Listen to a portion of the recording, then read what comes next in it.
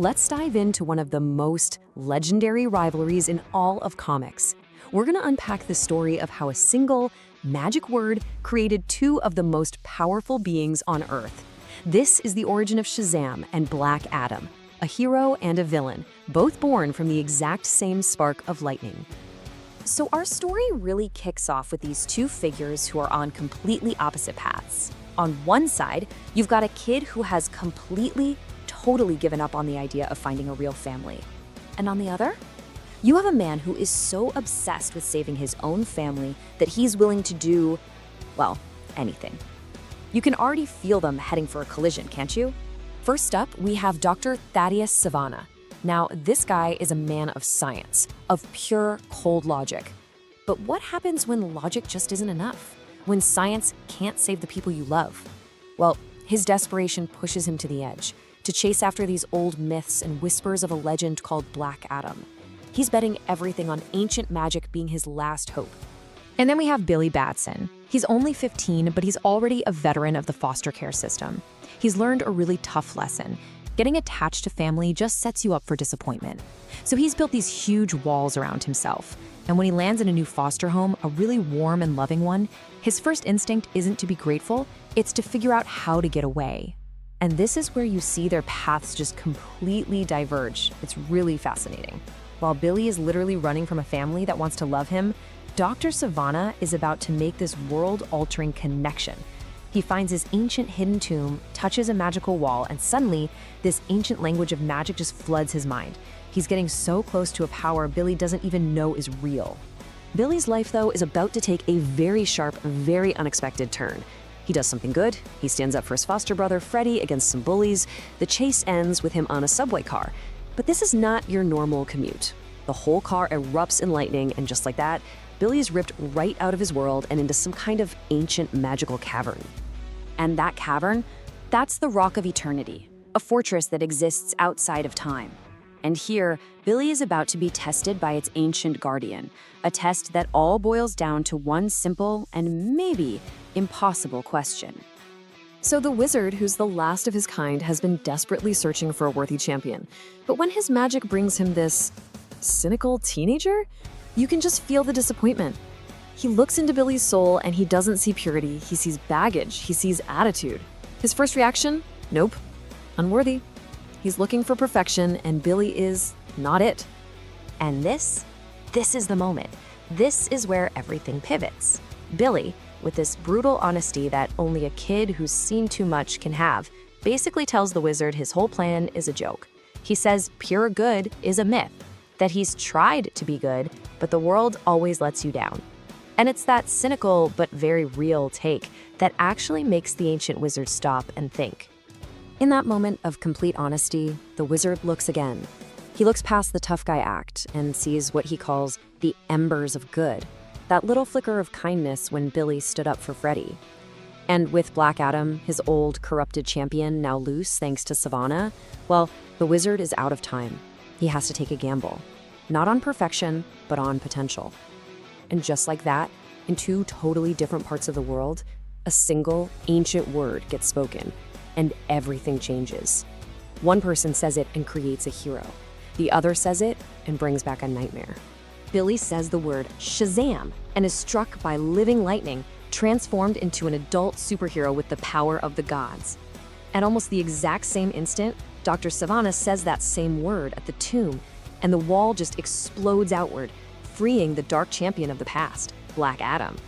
So what's the first thing a 15-year-old kid does with a superpowered adult body? Well, this chart pretty much says it all. He and his foster brother Freddie go to test out the powers, and their very first heroic act, stopping a mugging, gets them $20. And what do they immediately do? They use that $20 to buy beer. He might look like a hero on the outside, but he's still just a kid on the inside. The contrast couldn't be more extreme. Black Adam's first act, he flies into the city, sees some corporate protesters, and his ancient, brutal mind just processes it all wrong. He calls them slaves and their boss a pharaoh. And without even a second thought, he grabs the guy from his penthouse office and just drops him. His idea of justice is terrifyingly absolute. So now we've got two champions on Earth, which means a collision is inevitable. And for our brand new hero, Shazam, It is going to be a very, very brutal wake-up call. Black Adam feels the magic almost instantly and tracks Shazam down. And there's no chat, no negotiation. He looks at this new hero and sees a thief, a pretender sitting on his throne. He makes it crystal clear. I'm the rightful champion, and I'm here to take my power back. The fight isn't a fight. It is a complete and total beatdown. Shazam is just outmatched. He's getting thrown through buildings, he's bleeding, and for the first time, he is genuinely, absolutely terrified. This is not a game. In a moment of pure panic, he does the only thing he can think to do. He yells Shazam, turns back into a kid, and just runs for his life. So Billy's defeated, he's hiding, and he's totally convinced he's the wrong guy for the job. He's ready to quit. But then, a magical guide appears to tell him the true story of Black Adam, a secret that is going to change absolutely everything. And here it is, the big, shocking twist. Black Adam was never the chosen champion. The power was actually given to his young nephew, a slave boy with a pure heart. The boy used his brand new magic to heal his uncle, Adam.